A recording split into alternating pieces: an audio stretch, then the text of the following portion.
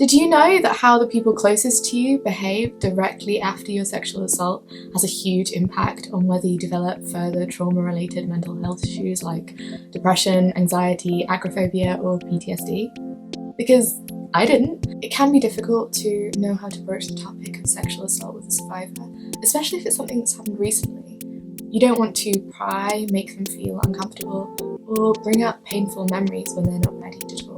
Having a loving, nurturing support system around you is so important, especially having people you can talk to about what happened who aren't just counsellors or therapists. It can be tempting to think that saying "I'm here if you need to talk" is enough, but when you're a victim of sexual assault, you can feel embarrassed, guilty, ashamed, dirty, confused, worthless, vulnerable, and none of those emotions make it easy to reach out. Most survivors will have experienced victim blaming in some way, even if it's internalized victim blaming from living in a culture that raises us thinking that only certain kinds of girls get raped. Don't even get me started on how that sets up male victims for trying to get support. It takes more than saying that you're there if they need you once. I know it's hard, but you need to ask questions.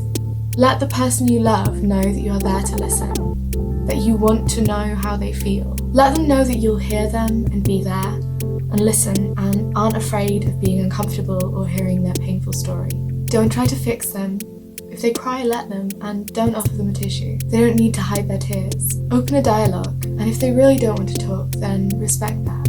But let them know that you're a non-judgmental space for them to process what they've experienced when they're ready to. One of the most supportive things done for me after I was raped was when my fiancé said to me, "You've never really talked about what happened. Would you like to tell me about it?" I felt like all my feelings were welcome and I was safe to process things without making him feel uncomfortable.